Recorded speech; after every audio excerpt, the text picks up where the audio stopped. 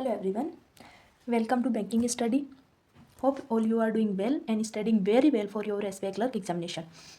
Today we will discuss about the English strategy for SBI clerk. English के अंदर हमारे पास miscellaneous topic में word swap, sentence rearrangement जिसमें word swap में word order भी रहता है, फिलर जिसमें सिंगल फिलर और डबल फिलर हो सकते हैं। एरर्स में एक होता है कि एक सेंटेंस दिया होता है उसमें 4 या 5 पार्ट में डिवाइड रहता है, एरर को फाइंड आउट करना रहता है, या 4-5 सेंटेंस दिए होते हैं उसमें से एरर फाइंड आउट करना होता है। और एक होता है रिप्लेस, एक सेंटेंस दिया होता है उसमें कुछ एरर करके रिप्लेस करना रहता है हमें ऑप्शन से। और फिर क्लॉज टेस्ट और पैराजम्बल मोस्टली शिफ्ट में रहता है कि इन दोनों में से एक एक आता है, बट हो सकता है कि किसी शिफ्ट थोड़ी हार्डर रखे तो दोनों भी आ जाए। रीडिंग कॉम्प्रिहेंशन, अब इसके लिए बहुत से लोगों को इशू रहता है कि इंग्लिश में स्कोर ही नहीं आ रहा। मैं भी एक उन स्टूडेंट्स में ही थी जिसके इंग्लिश के स्कोर 10 से बिलो ही रहते थे, बट अभी मैंने कुछ चीज़ें अप्लाई करी हैं जिससे मेरे इंग्लिश में स्कोर 20+ ही रहता है मोस्टली।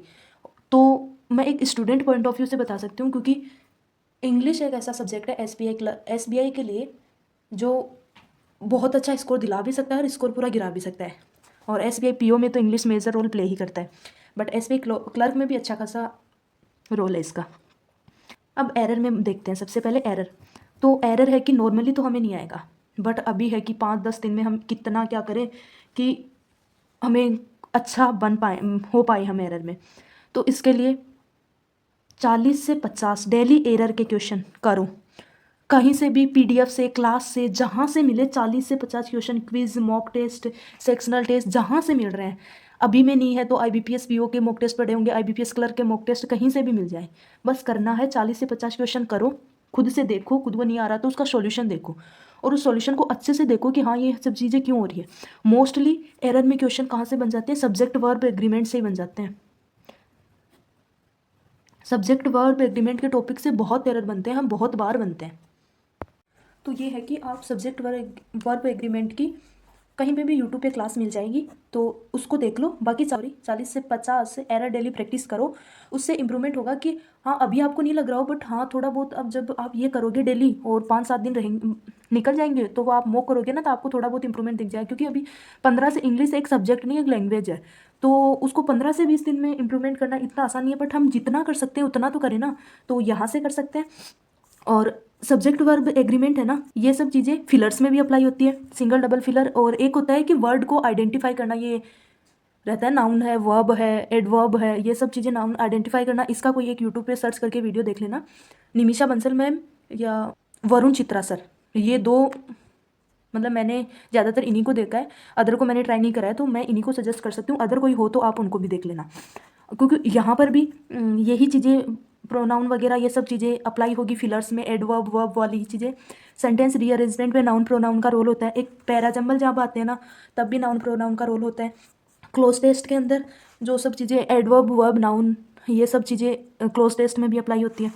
तो एक ये टॉपिक तो आप डेफिनेटली कर लेना, बाकी आप प्रैक्टिस करो। 10 वर्ड स्वैप और वर्ड ऑर्डर, सेंटेंस रीअरेंजमेंट के इनके भी आपको पीडीएफ्स वगैरह, क्लासेस वगैरह, क्विज वगैरह, सेक्शनल वगैरह, मॉक्स लेफ्ट रह गए आईबीपीएस पीओ के जो आपने नहीं करे, आईबीपीएस क्लर्क के मॉक्स जो नहीं दिया आपने, उन सबको उठाओ। उनमें से अदर सेक्शन ना करो तो इंग्लिश सेक्शन करो, इन सब की प्रैक्टिस करो डेली के। इन तीनों से मोस्टली डेली के 30 से 40 क्वेश्चन करो ही, ताकि अच्छा खासा इंप्रूवमेंट दिखे। और क्लोज टेस्ट है तो क्लोज टेस्ट में तो देखो वोकैब का भी यूज़ होता है, बहुत बार होता है कि वोकैब का भी यूज़ हो जाता है, और बहुत बार होता है कि एक टोन से भी हो जाता है कि हम पॉजिटिव नेगेटिव टोन आइडेंटिफाई कर ले, उससे भी अपना हो जाता है।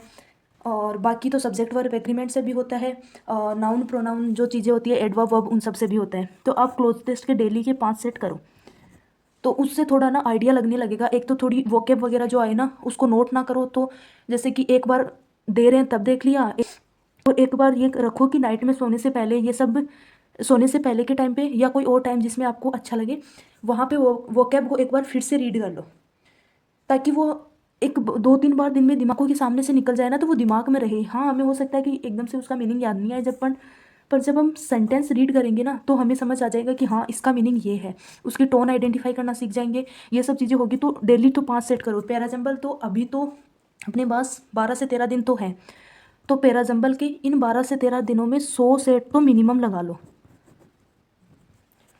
इससे होगा क्या, और पैराजम्बल में ना बहुत सी ट्रिक्स यूज़ होती है, जैसे नाउन के बाद यहाँ नाउन प्रोनाउन वगैरह दिए हुए हैं, एक सेंटेंस है उसमें नाउन दिया हुआ है, बाकी 5-6 में प्रोनाउन ही दिए हुए हैं।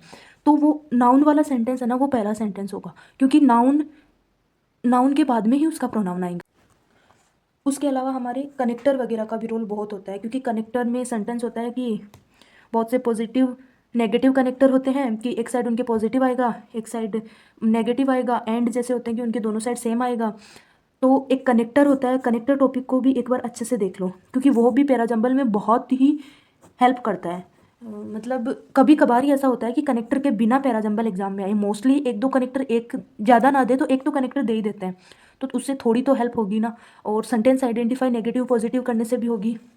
एक पैराजम्बल में वहाँ से हेल्प हो सकती है हमें, जैसे कि किसी चीज़ के बारे में हम किसी चीज़ का इंट्रोडक्शन दे रहे हैं, तो सबसे पहले उसका इंट्रोडक्शन होगा, उसके बाद में हम उसकी पॉजिटिव चीज़ें बताएंगे, उसके बाद में हम उसकी नेगेटिव चीज़ें बताएंगे, और उसके बाद में कुछ सजेशन देंगे। तो एक ये पैरेललिज्म फॉलो होता है कि हाँ इसके बाद में ऐसे आता है, इसके बाद में ऐसे आता है। इसमें भी पैराजम्बल में बहुत ज़्यादा हेल्प मिलती है।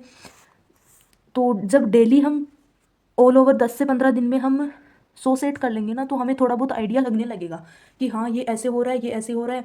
तो हम ज़्यादा ही ना, हो सकता है पैराजम्बल एग्जाम में पूरा ना बना पाए, हो सकता है। तो उससे अच्छा है कि हम उसका स्टार्टिंग सेंटेंस फाइंड आउट कर लेंगे एक तो, या उसके बाद में कोई दो सेंटेंस कनेक्ट हो रहे हैं कनेक्टर से, तो उसको आइडेंटिफाई करके, हो सकता है कि किसी क्वेश्चन में ये आ जाए कि बी का प्रीसीडिंग या सक्सीडिंग कौन सा है, ऐसा कुछ करके, तो उससे भी क्वेश्चन हम बना सकते हैं।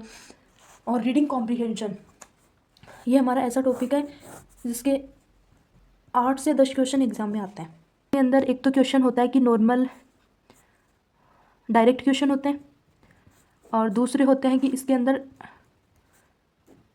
ट्रू फॉल्स के क्वेश्चन होते हैं, तीसरा होता है कि इसमें वोकैब बेस्ड क्वेश्चन होते हैं, चौथा होता है कि इसमें error and filler based question होते हैं।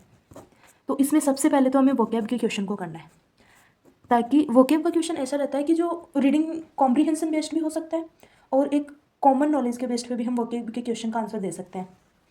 उसके अलावा उसके बाद में हमें एरर और फिलर का क्वेश्चन करना है, जिसमें हमें जो मैंने अभी ऊपर बताया वो सब चीज़ें हेल्प कर सकती हैं। तो एरर और फिलर, तो इससे हमारे 2 से 3 क्वेश्चन आते हैं मोस्टली, तो 2 से 3 क्वेश्चन बन जाएंगे। तो 8 से 10 क्वेश्चन में से हम 2 से 3 क्वेश्चन तो एरर और फिलर से ही बना रहे हैं, वोकैब से ही बना ले रहे हैं।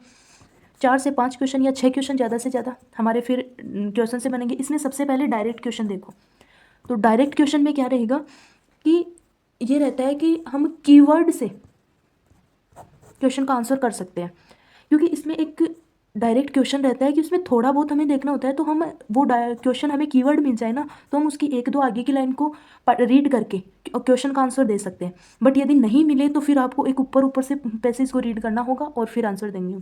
ट्रू फॉल्स वाले क्वेश्चन इसमें होते हैं कि यदि डेटा बेस्ड ट्रू फॉल्स पूछा है ना, तो हम उसको ना सीधा देख के कर सकते हैं, आइडेंटिफाई पता लगा सकते हैं। बट यदि ट्रू फॉल्स में डेटा बेस्ड ना होके थोड़ा समरी बेस्ड हमें दे दिया, तो हमें होगा कि हमें रीड करना होगा, उसको हम रीड करे बिना नहीं दे सकते फिर आंसर। तो इसमें हम ये भी लगा सकते हैं कि पहले कीवर्ड को आइडेंटिफाई कर लें, उस कीवर्ड के जो हमें सेंटेंस दिख रहे हैं उन सेंटेंस को रीड करके फिर पता लगा लें, या है कि हम वोकैब और एरर के क्वेश्चन करके एक थोड़ा बहुत पूरा पैसेज को जल्दी जल्दी से रीड करके फिर डायरेक्ट क्वेश्चन का आंसर करें। उस टाइम पे हमारा थोड़ा बहुत रीड हो जाएगा, और उसके बाद में हम ट्रू फॉल्स वाले क्वेश्चन को अटेम्प्ट करेंगे, ताकि हम आसानी से इन क्वेश्चंस को कर पाएँ। That's for English strategy. इससे इम्प्रूवमेंट होगा, डेफिनेटली होगा। आपको ये चीज़ें अप्लाई करनी है, मैंने करी है, मुझे हुआ है। तो that's for today's video. Subscribe the channel and other videos like quant strategy, reasoning strategy, how to attempt mock, that are already uploaded on the channel. Check them.